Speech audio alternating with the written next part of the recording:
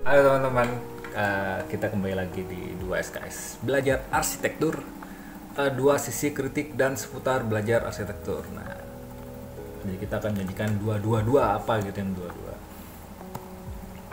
Oke, kita akan membahas tentang bangunan kolonial di episode ke-10. Gak nyangka juga udah 10 episode. Nah, kita tahu kan bangunan kolonial atau bangunan zaman-zaman Belanda gitu kalau misalnya kita lagi di Indonesia nih.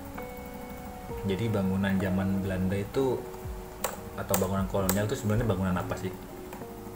Mari kita cek. Nah, bangunan di era kolonial ketika kita masih dijajah oleh Belanda ya, itu adalah bangunan-bangunan sebenarnya yang bangunan-bangunan Eropa yang dibawa ke Indonesia. Ya, jadi sebenarnya sih nggak cuma ketika penjajahan Belanda ya, tetapi juga ketika dari Portugis gitu, Spanyol sebenarnya itu juga ada udah masuk gitu. Cuma ketika Indonesia kan masih belum ada namanya kan ya pada waktu itu, makanya kita sebutnya Hindia Belanda gitu, arsitektur Hindia Belanda, karena memang baru-baru terlihat itu memang di era Hindia Belanda ketika Belanda menjajah gitu. Dan apa ya, dulunya gitu ya, dulu pada awalnya adalah sebenarnya sih bangunan-bangunnya kenapa sih kayak bangunan-bangunan Eropa gitu ya, itu emang bener-bener bangunan yang yang ada di Eropa kayak dibawa ke Indonesia gitu. Ibaratnya kayak kamu bawa gambar bangunan di jalan Belanda mana gitu ya, terus tiba-tiba kamu dengan gambar yang sama kamu bangun itu di Bogor gitu, ya udah seperti itu. Nah makanya ada banyak perbedaan kayak awal-awal bangunannya yang Belanda tuh kayak apa sampai pada waktu akhir-akhir ketika kita memerdeka itu tuh beda banget gitu. Jadi awal-awalnya tuh seperti itu, bener-bener murni, bener-bener pure tuh dibawa ke Indonesia. Contohnya kayak apa? Contohnya tuh ada di benteng di Sulawesi gitu ya, di Makassar itu Rotterdam. Rotterdam itu eh, kalau kita lihat itu jendelanya kecil-kecil kan, kecil-kecil terus kan biasanya kalau kalau kita ingat, kalau misalnya kita ingat gitu kan, eh, biasanya di jendela, atasnya jendela tuh kayak ada naungan gitu, teritisan gitu kan, selasaran supaya nggak tampias ketika itu hujan. Nah di bangunan Eropa itu nggak ada seperti itu gitu. Jarang pakai, hampir nggak ada karena memang fungsinya kan misalnya kan hujan dikit gitu. Nah makanya itu satu ciri utama kenapa bangunan Belanda tuh biasanya di jendelanya nggak ada. Nah lambat laun itu ada loh hal semacam itu gitu. Itu adalah karena memang tampias tadi gitu, mereka menyesuaikan supaya bisa ada di iklim Indonesia. Lucu kayak misalkan kayak apa ya, teras gitu ya, di teras bangunan Belanda masa ada teras ada tutupnya gitu kan, kalau nggak ada ya langsung aja pintu masuk teras gitu, nggak ada teras yang ada kanopinya, ada tato, ada atapnya, itu nggak ada. Makanya beda banget, coba deh kita lihat. Nah itu kan beda banget gitu. Sedangkan yang baru-baru gitu mereka kayak di ada lobby gitu ya, kalau misalkan bangunan-bangunan gitu ada lobbynya gitu, ada atapnya buat parkir mobil. Nah karena itu tadi, bayangin parkir mobil terus hujan gitu atau panas kan susah masuknya. Nah, itu salah satu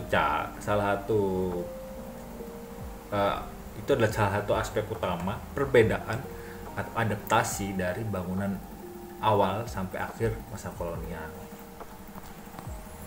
Kayak saja bangunan kolonial ini juga biasanya juga nggak se ekstrim apa ya, ornamennya tuh nggak se ekstrim seperti di Eropa. Kalau seperti di Eropa tuh kan karena kayak ada zaman era Romawi gitu ya, era-era gotik gitu, era-era zaman gereja yang banyak banget ornamen-ornamennya. Nah di Indonesia tuh cukup berkurang untuk item itu, tapi overall biasanya tetap ada ornamen-ornamen yang menunjukkan bahwa ini bangunan Eropa gitu, tuh kelihatan banget. Terus juga itu berlangsung sampai apa ya, dua era tadi ya, era pertama yang masih murni, terus era kedua yang sudah ada penyesuaian, sampai pada era ketiga di mana kita udah merdeka. Nah ketika kita udah merdeka atau mau merdeka itu sudah banyak perubahan dari bangunan-bangunan kolonial gitu. Kelihatannya tuh kayak bangunan-bangunan kolonial gitu, tapi padahal enggak. Ada yang menyebutnya itu sebagai Art Deco gitu. Ya ada hal-hal yang diambil dari era kolonial terus tapi lebih modern gitu. Kayak kaca-kacanya, misalkan kaca-kacanya lebih gede gitu, lebih gede, lebih banyak penggunaan kaca, dari luar udah kelihatan gitu. Itu salah satu eh, apa ya, salah satu itu adalah salah satu perkembangan dari era kolonial tadi, itu bangunan kolonial ini. Jadi kita bisa ngeliat tuh kayak ini kayaknya bangunan kolonial nih, tapi kalau misalkan kita cek lagi ini kayaknya setelah ke zaman kemerdekaan nih karena lebih modern. Nah, atau yang ini kayaknya nih antik banget nih. Eh, Maksudnya kayaknya jadul banget. Nah, itu bisa jadi itu adalah yang asli tahun 1900, 1800 gitu. Abad ke-19, abad ke-20 gitu.